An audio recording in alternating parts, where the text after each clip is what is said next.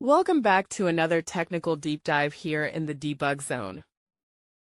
Today we're tackling a big question and breaking it down with insights from other users. Hopefully this clears up some misconceptions and helps you get the answer you need.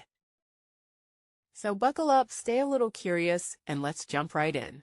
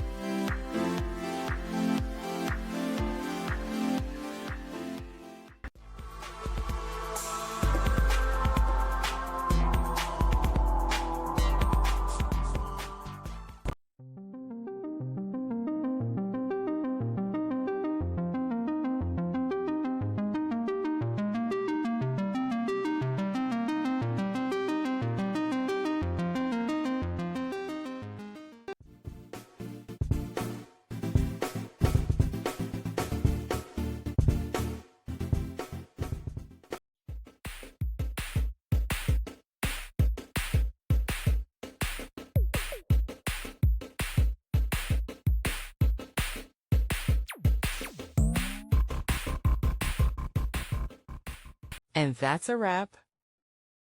I hope you found the answer you were looking for. If you did, take a second to hit that subscribe button. It really helps out.